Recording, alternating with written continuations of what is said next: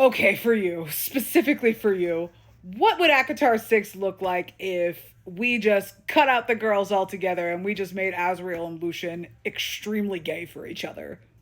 I haven't done a video like this in an exceedingly long time. I like to sometimes do videos about, oh, what would happen if it was this ship, and you kind of follow like the logical through line of that. That's how I ended up with a 60 something plus chapter, plus bonus chapters Neris fanfic. And while I don't think that this is going to happen, because this is, at the end of the day, a story about three sisters, and Elaine does seem like she is getting signaled to be the next main character, and therefore the story is going to involve her getting dicked down by either one of these men, or both of them if we're real lucky. I do think, as a thought exercise, it would be really fun to see what would happen if we just cut out the girl altogether and Az and Lucian are endgame. Let's find out. So, for one, if this is a story about Azrael and Lucian with no Elaine, I think in the most likely scenario of this, it would be a throuple, and honestly, that is kind of what I want as well. I do think that this would still be a rejected mate story, so I think that Elaine would somehow need to completely disappear from both Azrael and Lucian's lives, which, as of the end of Akasif, she kind of has done. Like, she and Azrael haven't talked on page that we know of since Solstice, and Elaine and Lucian just don't talk at all.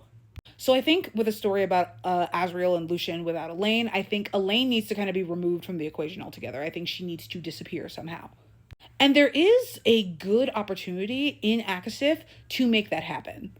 There's a scene in Akasif where Nesta and Gwyn are like running away in the library from something. Like they sense something, they go too far down in the library, and Nesta's like, "What's going on? I gotta reshelve these books." And Gwyn's like, "I don't give a fuck. Get out, get out, get out. We gotta go."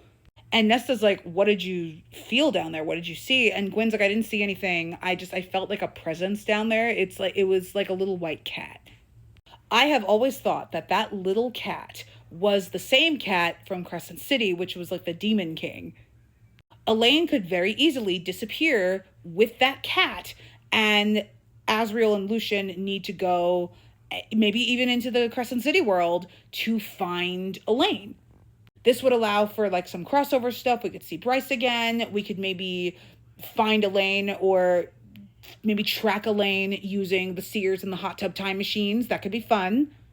And as all of this is happening, Azrael and Lucian are not only parsing out their own relationships with Elaine, they're also kind of bridging the gap between each other, because at this point there is some animosity there. Like, Azrael knows on some level that Lucian's not a bad guy, but he was being like really pissy and jealous in the bonus chapter, and I would argue that Lucian has a lot of jealousy towards Azrael as well, because Elaine actually talks to him.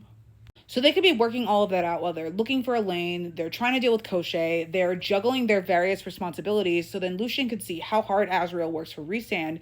And Azrael could see how stretched thin that Lucian is, dealing with the Band of Exiles, dealing with Tamlin, dealing with Rhysand. And it's through all of that like mutual and individual stress that the dam breaks and they kiss and they're like, okay, that's a development. And then the sexual tension builds and they're doing all this like interplanetary shit, and they're also, making out and fucking everywhere. Yay, good for them. As for the elephant in the room for this like what if scenario, why would we do Azrael and Lucian if Azrael and Eris are right there and have more antagonistic chemistry than anybody else?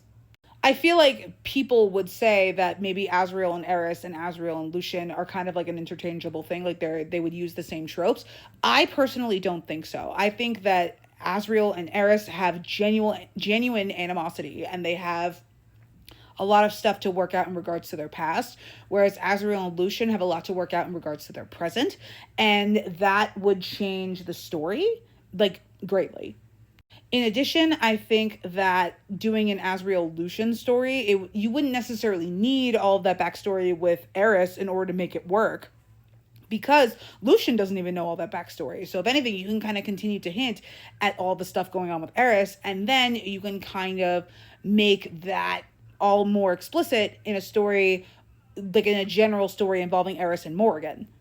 So I do think that a buddy cop, Azrael, Lucian, Luke Real story would be less angsty than an Azra story, but I don't think that that's a bad thing.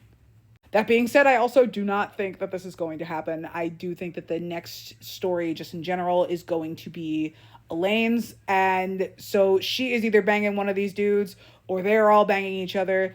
Either way, I'm a happy camper.